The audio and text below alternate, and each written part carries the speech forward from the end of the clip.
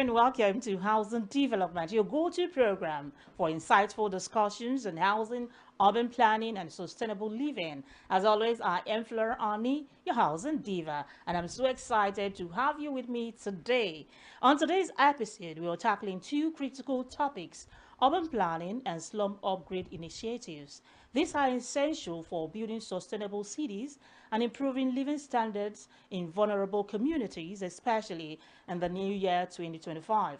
We'll start by visiting the Tudunwada community in Abuja, where residents share their struggles with harsh living conditions. We'll also showcase a luxury property in the Property Hunter segment. Today's focus is on a student five-bedroom duplex in Abuja. And finally, we'll celebrate an inspiring woman shaping the future of housing in our Woman Crush Wednesday segment. Stay tuned, as it's going to be an engaging and insightful episode. But first, let's see the news making rounds in the sector.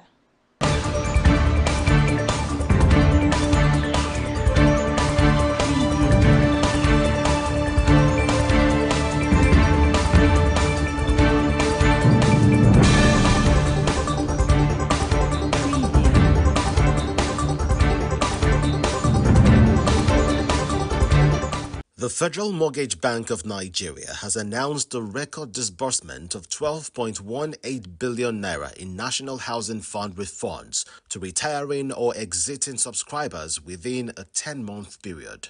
Managing Director and Chief Executive Officer of the bank, Shehu Osidi, disclosed this when he led the bank's top management as part of the team of the Federal Ministry of Housing and Urban Development that appeared before the Senate Committee on Lands, Housing and Urban Development.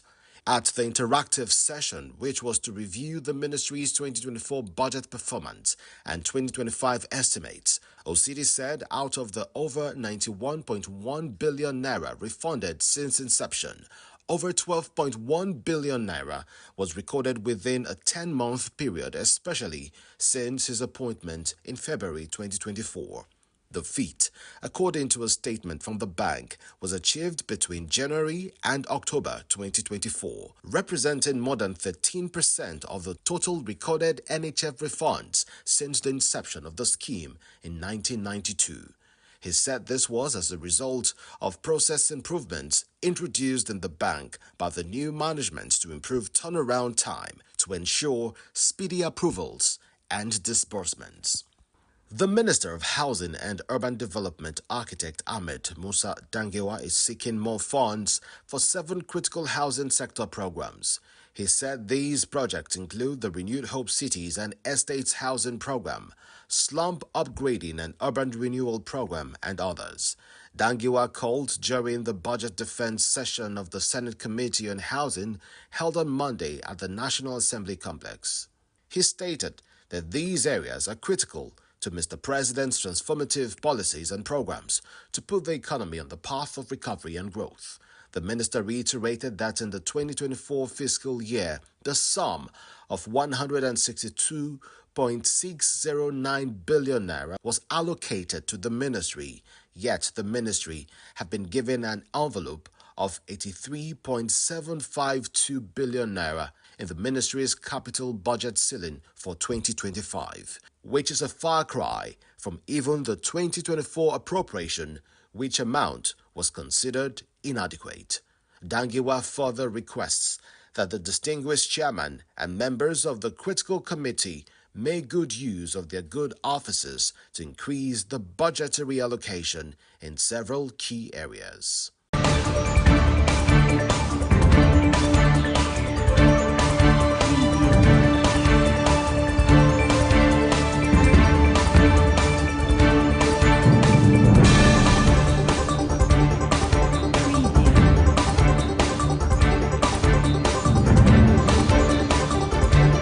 For more house and finance and construction news, do well to visit www.africanhousingnews.com. Our first stop is Tudunwada in Abuja, a community where residents are grappling with harsh living conditions, from poor infrastructure to overcrowding. The challenges here highlight the urgent need for slum upgrades. Tudunwada is an urban slum and shanty in Lugbe FCT, squalid and overcrowded with over 30,000 people with little or no access to basic amenities. A visit to this community highlighted the low presence of government intervention within the Tudunwada area. Speaking with the village head, Malam Mohammed Usman, Sarikin Tudunwada, he highlighted some of the major challenges facing the community, including contributions and support from the people of Tudunwada during elections. Despite all the promises made by politicians for the development of Tudunwada, none has been fulfilled. The work the government could do are very happy for Nigeria. Then Nigeria want the children to go to school. The children for Tudunwada, they plenty. Many no go school. So there is no get school here with that? No day school here. No government secondary school? No day. Primary. Go start for primary, government school, no day. Okay. When I get primary hospital, no day. Hospital too, no day. No day. Okay. The community go past 30 years is there here.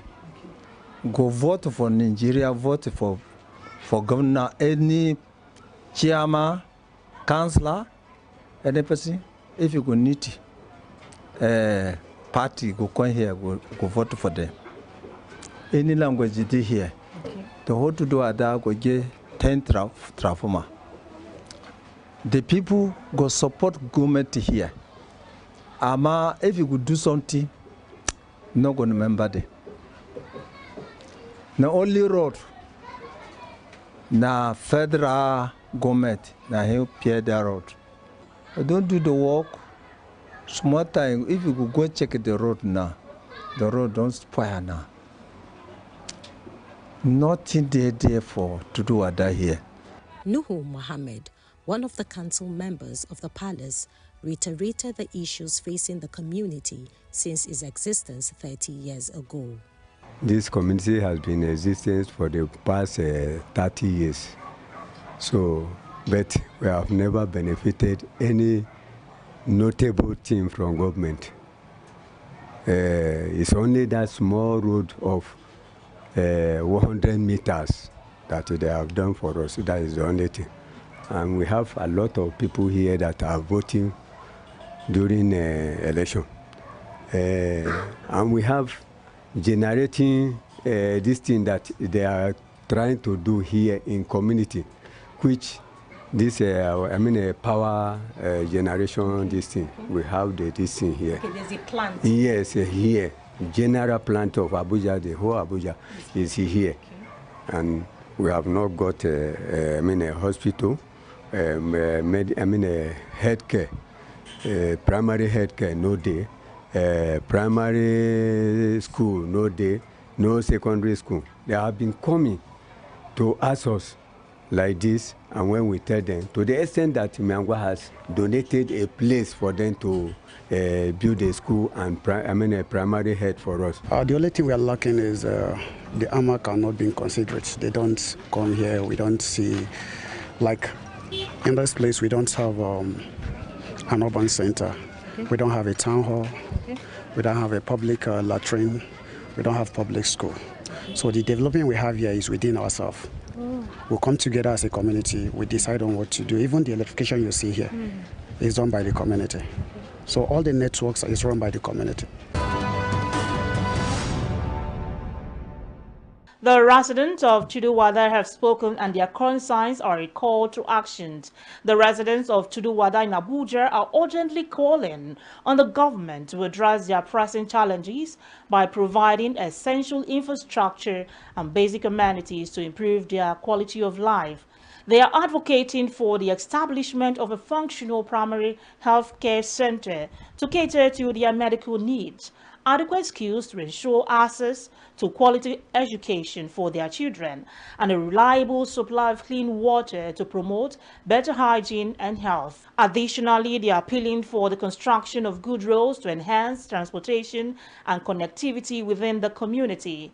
These developments, they believe, are crucial for fostering a healthier, safer, and more sustainable environment for all residents. This is Housing Development. I'll be back in a moment.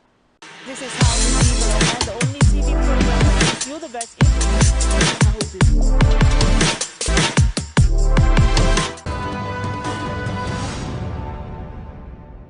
Welcome back. You're watching Housing Development. What solutions can urban planning and slum upgrades provide for communities like Tudunwada? Let's discuss these with our guest. Joining me now on Real Conversation is Town Planner Nathaniel Achebije, the immediate past president of the Nigerian Institute of Town Planners and a respected voice in urban development. All right, welcome back to the Real Conversation. I'm honored to introduce my guest today, Town Planner Nathaniel Achebije, a seasoned urban planner and the immediate past president of the Nigerian Institute of Town Planners. Welcome to the Real Conversation, sir. It's a pleasure being here. Thank you for inviting me again.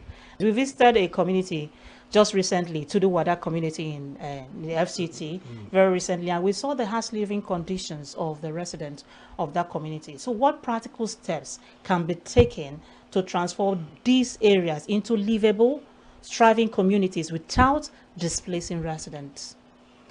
Yes. Now,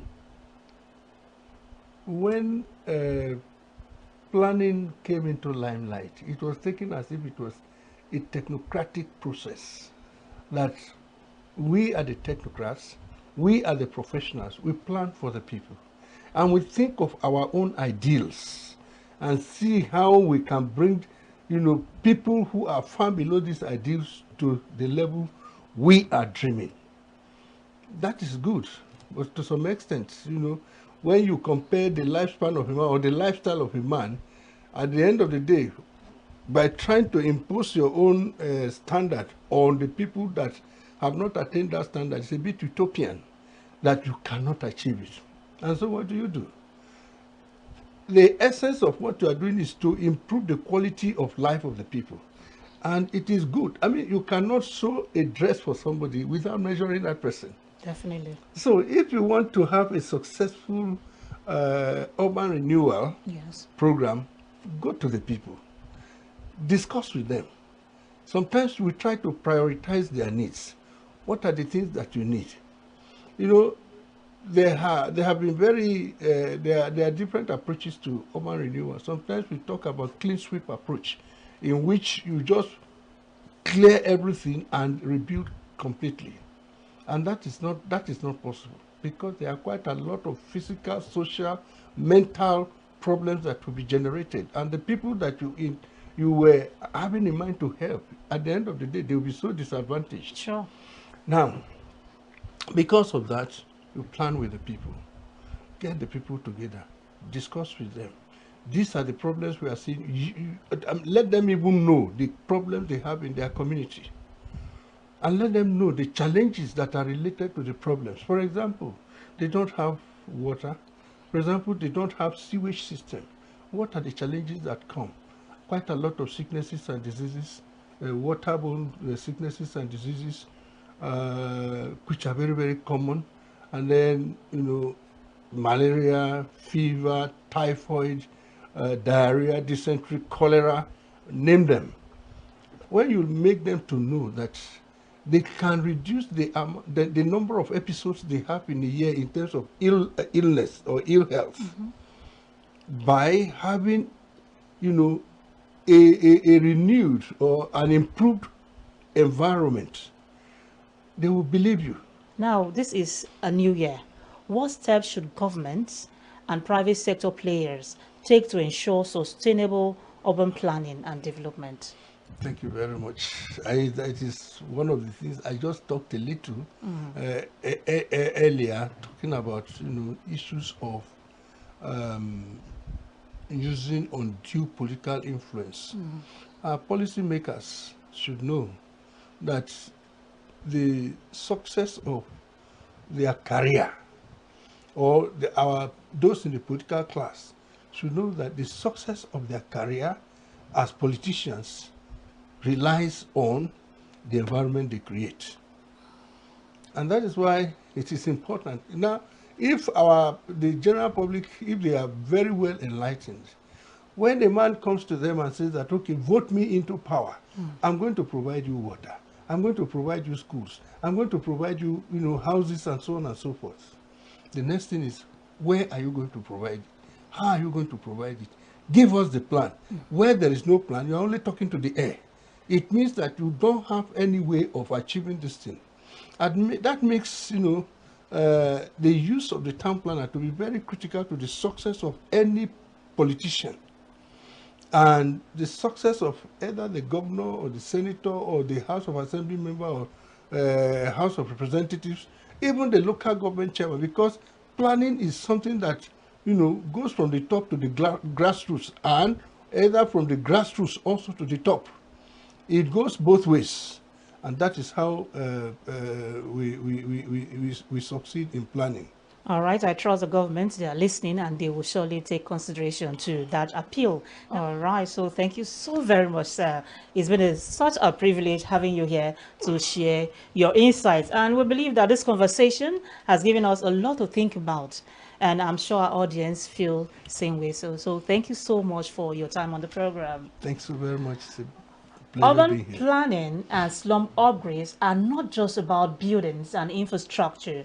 They are about people, their lives, and their future. That is a real conversation with town planner Nathaniel Atebije. Now we'll take a short break, and when we return, it's time for our Property Hunters segment, where we showcase a stunning 5-bedroom duplex in Abuja. Don't go anywhere.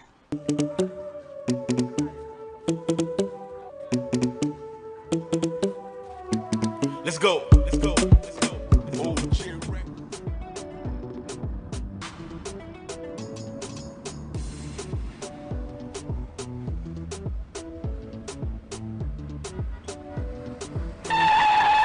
huh?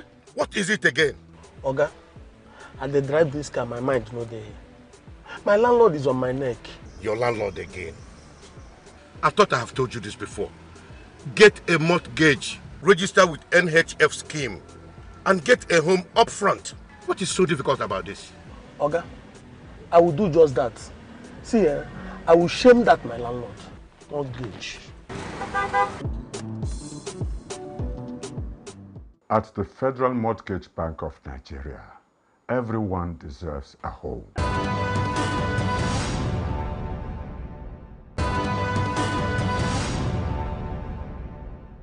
Welcome back. For those with a taste of luxury, today's Property Hunter Spotlight is on a magnificent 5-bedroom duplex located in the prestigious serene environment in Asokoro. Let's take a closer look. This is Property Hunters, and today I have hunted a very unique, very luxurious property for you. I am at the Clinton Luxury Estate, and I'm going to be having the GM Home Ownership here with me. I'll be talking about this unique, luxurious estate.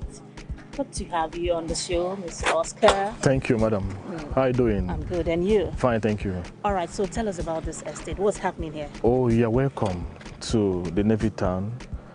This is El Salem Nigeria Limited, we are the developer of the Clinton Castle, located here inside the Navy Town, Asokoro. Yeah.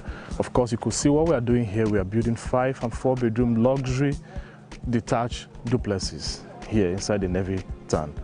You can come with me up there so that I can show you exactly what is going on in the environment. Let's take a tour. Yeah, you can see this one. This one is at the plastered stage now. It's roofed. Everything is going to come up well like the 3D I sent to you. All right. Yes. So this is one of the major roads that leads to various houses here in the state. Yeah. Okay. Yeah. As you can see, we are still cutting some levels in order to build. Building is going to come up here too, and also there. See. So we'll go up. You can see the serenity of the environment. So superb, very clean and neat. Tell us, where is this location? Asokoro, Asokoro, Asokoro. And I understand it's just a few minutes drive to the presidential That's correct. Aso Rock Villa. That's correct. That's very correct. Construction is ongoing. Yes, construction is ongoing. Of course, from here now you can feel the texture of the quality of materials we are using. We are not compromising. Everything is of good quality. Look at the blocks. Yeah, we've done with the concrete cement mixture. Everything here is of good, great quality. Of course, the Navy have their own, technical team that do come and inspect what we are doing, because I told you from the beginning, it's in conjunction with the Navy holdings, So they have their own team that normally come to inspect what we are doing. So what facilities will subscribers enjoy here when they came to your project? Good. A good asphalted road, security, CCTV. Of course, we are looking at putting solar lights on each of the building. It's going to come up with solar lights, at least 3.5, 2.5 kVA in each of the building. Security here is top-notch. Security is part of it. We are going to have a gym center where people here will come every morning and register to be, gymming and stuff like that in order to be very, very fit. Yes. All right. Good. So how soon are we going to see this completed? Before this time next year. Oh, that's lovely. Yes, before this time next year. So we're looking at a 5-bedroom duplex? 5-bedroom duplex. Are there different house types here? No, 5-bedroom duplexes. And what does it come with? All in suites? All in suites. All the whole rooms are in suites, and with walk-in closets. Of course, a very good POP designs, lightnings, good furniture you can talk about in the world. It's going to come out superb. We are not compromising quality here. Everything is going to be of high standard. This duplex, when completed, boasts spacious living areas, a fully equipped modern kitchen, en-suite bedrooms, and state-of-the-art security features. The estate offers resident access to serene environment, excellent infrastructure, and recreational facilities. If you're looking for a perfect blend of comfort and style, this property might just be your dream home. For more details, do well to contact the numbers displayed on your TV screen. Now it's time for Woman Crush Wednesday, where we celebrate trailblazing women making a difference in housing and urban development. Today we shine the spotlight on town planner Lami Ayuba, an award-winning urban planner and advocate for sustainable housing. Introducing our Woman Crush this Wednesday is no other than town planner Lami Ayuba, a fellow of the Nigerian Institute of Town Planners, the immediate past chairman of the Nigerian Institute of Town Planners, NITP, FCT chapter. She is also a past coordinator, Association of Women Town Planners, FCT chapter, a town planning consultant, and a multiple award-winning female town planner. She has had a master's education in urban rebuilding and planning from the Ahmadu Bello University, Zaria. As a result of her expertise and professionalism, town planner Lami Ayuba has been in the advocacy of planning, mainly in land dispute resolution, public enlightenment on town planning, representation of vulnerable persons affected by forced eviction and demolition threats, public enlightenment in land acquisition, approvals and development, amongst others. This extraordinary woman loves reading, baking, and cooking. Definitely a happy married woman. All of these amazing reasons and more crowned town planner Lami Ayuba, our woman crush, this Wednesday. Town planner Lami Ayuba has been at the forefront of several transformative projects. Her work has improved housing for thousands and inspired the next generations of urban planners. Kudos to her for incredible contributions. The 2025 Africa International Housing Show, the biggest housing and construction expo in Africa, will be happening live come July 2025. Have you added it to your company's event calendar? The event will bring together top industry leaders, policy makers, and innovators to discuss affordable housing, urban planning, and sustainable development. The highlights include over 500 exhibitors showcasing cutting-edge housing technologies, conferences with global experts and thought leaders, networking section with developers, investors, and policymakers, live demonstrations of smart and green housing solutions. Don't miss this opportunity to connect, learn, and help shape the future of housing in Africa. For details and registration, visit www.africanhousingshow.com. Join us and let's build the future of housing together.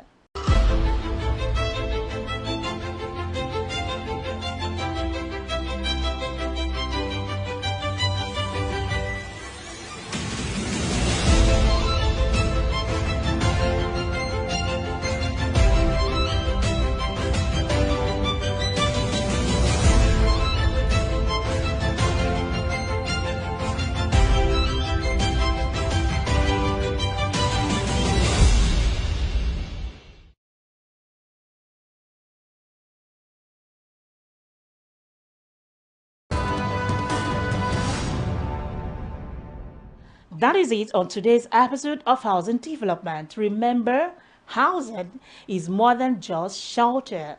It's about dignity and opportunity and building a brighter future for all. Join me next week for another insightful episode.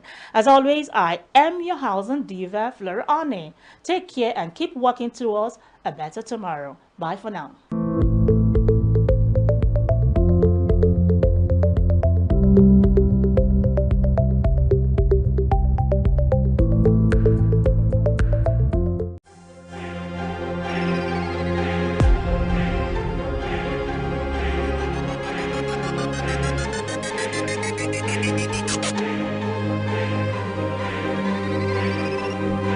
Housing TV Africa, your first in housing news.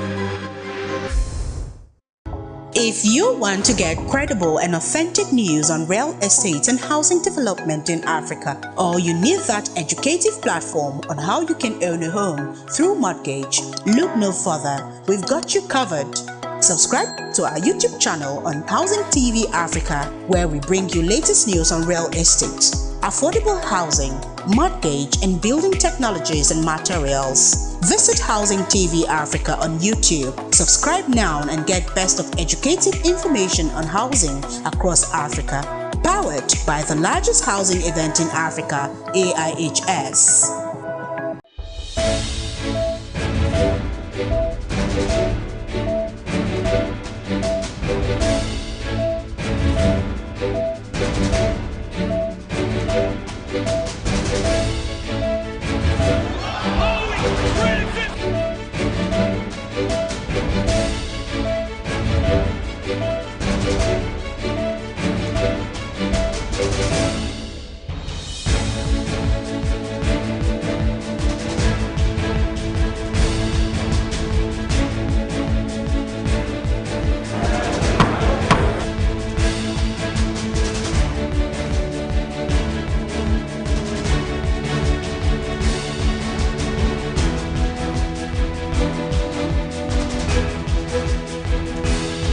Trending housing news.